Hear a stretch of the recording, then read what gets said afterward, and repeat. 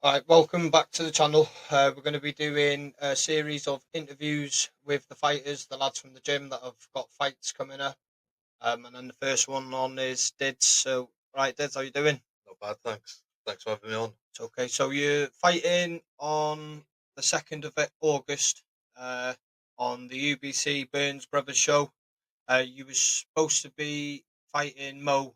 Yeah, You boxed him on your last fight and you lost. yeah. Um, I thought it was enough to be a draw, or I thought you won the first round, he won the second round, and I thought the third round could have gone either way. Talk us through that fight. I wasn't really feeling it coming up to the fights. I had a lot of personal issues going on.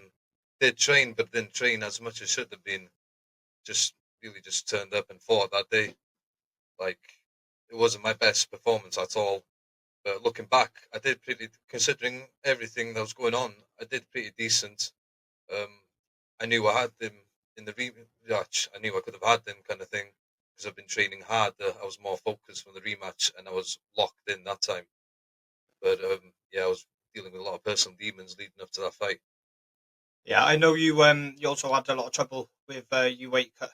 Like you say, you had a lot of stuff going on, and I think the diet was the last thing on your mind. So, coming up to fight week, we had a bit of a struggle getting you down to the weight. Yeah, Um, I know you were gutted. You were really looking forward to this rematch, and Mo's had to pull out due to injury, yeah. which it can't be helped. But I know that you were gutted. How do you feel about him pulling out?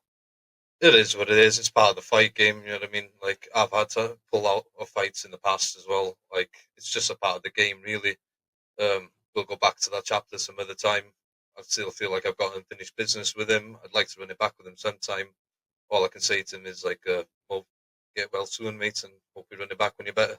Because to be fair, you've done quite well in your rematches. You haven't got 100% winning record, but you had one rematch when you first came to box for us at the Pound, Yeah, and then you lost to the lad the first time on a PMA show, Market Mayhem, and then when you came back on the rematch, you absolutely destroyed him.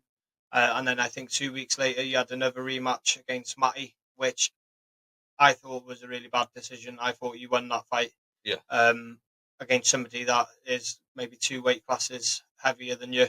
yeah, So I know what you're like when you want to kind of get that revenge and get one back.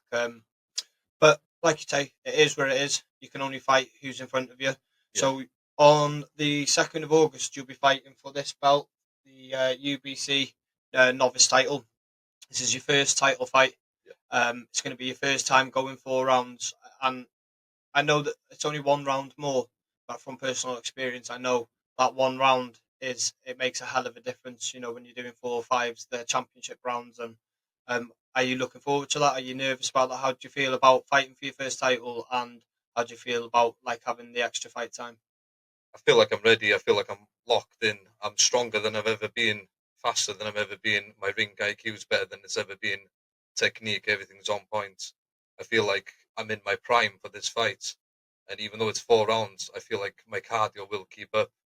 And I think it's going to be a tough night for him. I can't guarantee the win because anything can happen in this fight game, but I know it's not going to be an easy night for him. I'll say that.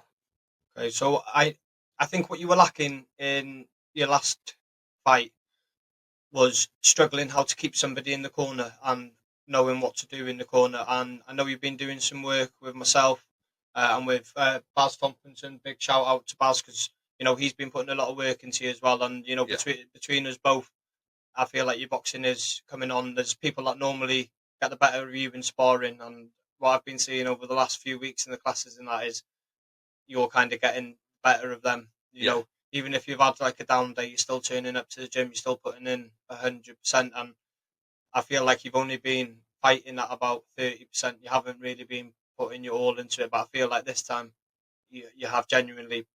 If you lose, you're going to lose to someone that's better than you. Um, how talk us through what you've been doing in your fight camp? Because I know you've been training at various places. yeah. I've been coming to the pound regularly, coming to the group sessions, just doing the sparring with the lads, getting a bit of technique done, learning different things that I can use to my arsenal. I've been doing one-to-ones with you, Jamie, on the side. That's been helping a lot as well. I've been doing a bit of work with Baz. Shout out to Baz as well. He's been helping me out a lot with technique, ring craft, bit of strength and conditioning, and I've been sparring some of his lads as well and sparring him. That's really helped get me focused and get me ready for it. And I've been doing a bit of fitness with them. Shout out to Chris PMA in Carnarvon. He's been helping me out with the fitness as well on Tuesdays.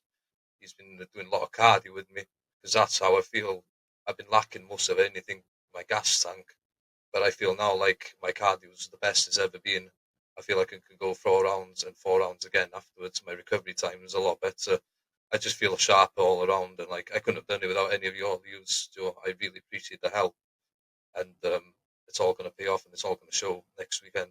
Yeah, I appreciate that, but we can only give you the tools, but you have to turn up. You have to put the work in. So I don't. Nobody's going to discredit it. It's you that's put that hard work in. We just there and we just facilitate it. And I know a lot of gyms only want you training in their gym, but you know I like to liaise with different coaches and that because I feel like if a fighter can go to three different coaches, he's going to learn three different variations. I know Chris is going to teach different to how I teach. I Yeah, know Baz is going to teach different to how Chris teaches. So you're going to get three different variations, and then you're doing three times the work as well. So there's going to be only benefits from that. So we'll go on to who you're fighting now. So we've had a late replacement. His name is Jack Woodward. Um, he's had two wins. He's had two losses. He comes from a. I've done a bit of research on him. He comes from a white collar background. So white collar is where it's 16-ounce gloves and it's a head guard. Um, so obviously on the UBC we fight in 12-ounce gloves and no head guard. So I'm not sure if there's two fights that I've seen that looks like he's been in white collar. So I'm guessing he's had two white collars and he's had two unlicensed or semi-pro or whatever you want to call it. So how do you feel about having a last-minute replacement? I feel like I've been preparing for Mo, and Mo's like a two-time champion. I feel like, not to discredit him or anything, but I feel like whoever they put in front of me right now, I've put all this hard work, blood, sweat, tears, over everything that's been happening outside the ring as well in my personal life. I'm 30 plus days into my recovery as well, on top of everything, and I just feel like I'm locked in. And whoever they put in front of me, I'm just going to do what I do, and I'm confident in myself. I'm confident in my abilities, and I think I'm going to come away with the win. Yeah, do and if you don't, you don't. But Yeah, all you can do is, put your 100% effort in. And when you leave that ring, just know that you gave every inch of what you had, and you couldn't give any more. Because if you leave there and you think, oh, I could have pushed a bit harder in that last round, you will kick yourself. And this is a golden opportunity for you to win your first title, and it's going to open doors to possibly more titles and bigger fights and stuff. And it's just come at a good time for you.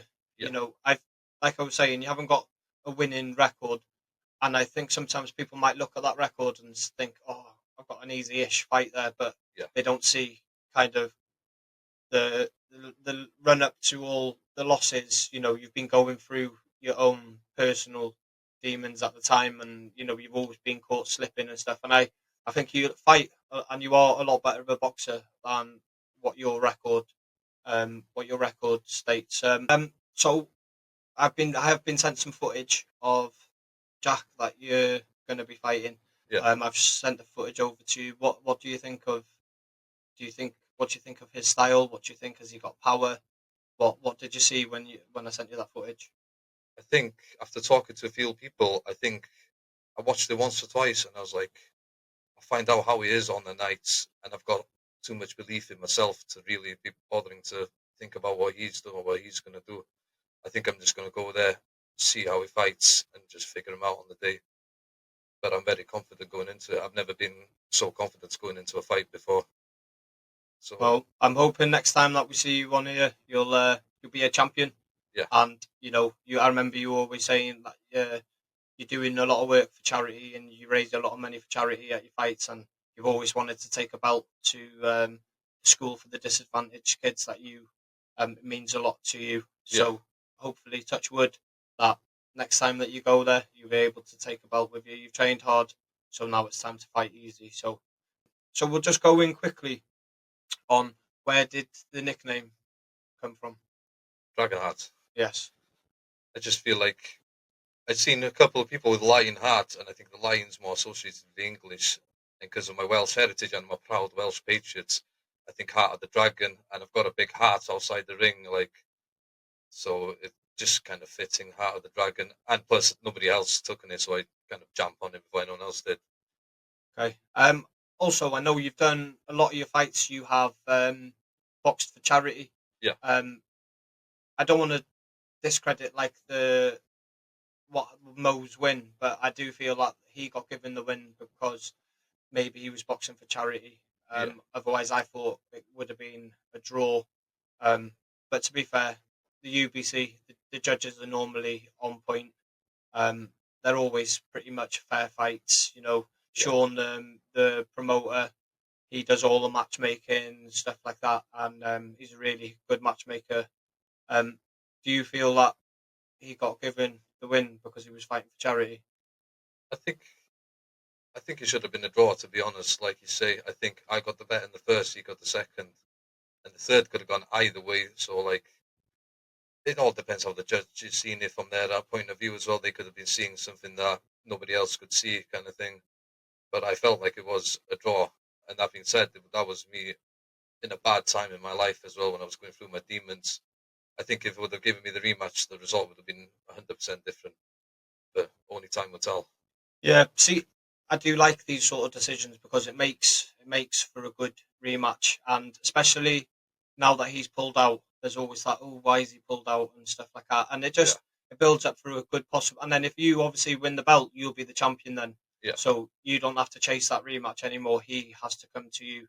yeah, Um, so the ball's in your court. Then he's gonna need to fight you if he wants to win that belt, and then obviously you've got to try and score one back and make it even. Plus, if you lose to him again and you've won the belt, you will lose your title then. So, yeah, that it makes you fight a lot harder. yeah, 100%. Um, so you're fighting in Liverpool in the city centre in Fusion nightclub. It's a belting venue. Um, I love boxing there. The music's good, the crowd's always good. There's never any trouble or anything there. Where can people get tickets off you and stuff? I thought that was your department.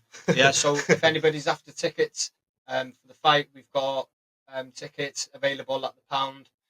If you just contact Didz or contact myself, Yeah.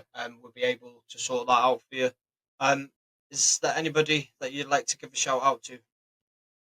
Um, Shout out to all my coaches that have been helping me on the way. Shout out to all of my teammates. You know what I mean? I couldn't be where I'm at now without my teammates pushing me and supporting me, sparring with me and doing everything in between. Shout out to my partner. She's been supporting me through this. Um, and my kids as well, more than anything. That's the main reason I've been going to that next level. I just keep them in my heart, and I'm going to keep them in my heart when I go in that ring. And I'm going to give it all I got for myself, for my coaches, and for them as well. Just want to let you know, once you've won one belt, it's very addictive, Yeah, as you can tell. yeah, Once you've had one, you want to just get more and more. I remember when I showed my son when I won my first belt, and he looked at me like I was the world champion, and I thought, yes, I want more of them, and I haven't stopped winning them. So once you win that first one, there's no going back. Then you're a champion for life. So all the best to you and to Jack on the 2nd of August. Hopefully, you both come out safe, and yeah. hopefully, you come out with the win. Where can people see your social media or follow your journey? A lot of my journeys on YouTube, Okay, most of it, most of my previous fights, and they kind of justify my record as well. When you look back in the fights and you see the losses, you're like, was that a loss? I thought he won, kind of thing. And I've had a couple of them like that, but it's all a part of the game, especially with the local shows. Like the judges aren't as point as they would on a proper show, but it is what it is. And all them losses have made me into the fighter I am today. It's made me more votive, and I probably wouldn't be as good as I am now without them losses. yeah, a million percent. You learn a lot from a loss, and I know you take them hard, and you can be hard on yourself. But you have been a lot more confident and a lot more positive, and I think a happy fighter is a dangerous fighter. So I feel like you've been doing everything right before this fight camp. How is your weight? Because I know that was a massive issue last time. Coming into fight week, we were like 7 kilos overweight, and I was like, "That's you're making your own life difficult here." And what's your weight like this time around? It's not that far off. No, I'm around 80 odd kilos. I've got a couple 6 kilos, something like that to lose. I'm going to start cutting. I started today slowly. Did a bit of an early start this time, earlier than I've usually doing, and I think I've got the weight under control this time because I've started a bit more earlier. But like I'm a big lad, and it's just hard for me to cut the weights really. Yeah, But maybe win this belt, defend it twice, and possibly go up yeah, to. I've had to recently go up because it's what takes a you toll, doesn't it? it takes it out of you every time that you're cutting the weight, and that it just gets harder and harder, and you you're lacking your training, and you haven't got energy, and the bad moods and stuff all the time. So yeah, thank you for being the first one to come on to for my interviews to the fighters. We're going to be interviewing all the lads from the gym that I've got up and coming fights and stuff. Yeah, Um, we've got an interclub on Sunday. I know you're not competing in it, but you're coming down to coach the lads, yeah, and I think that's what it's about. Is even when you're not competing and stuff, that you show up for your teammates, you show support, um, and that's how we build in that boxing community, and that's where we're all there for each other inside and outside of training, yeah. and that builds us all up better. So It's like a bond of brotherhood. Like they're not just your teammates; they're like your brothers. Eventually, you see them on a regular basis. You build connections with them, and it's just the beauty of boxing as well. The fact you make friends with them. Like it sounds weird because like, oh yeah, I made friends with him and we both punched the fuck out of each other in the gym, but that's the way it is. yeah, thank you all for tuning in. We'll bring you another episode soon. Good luck, Didz.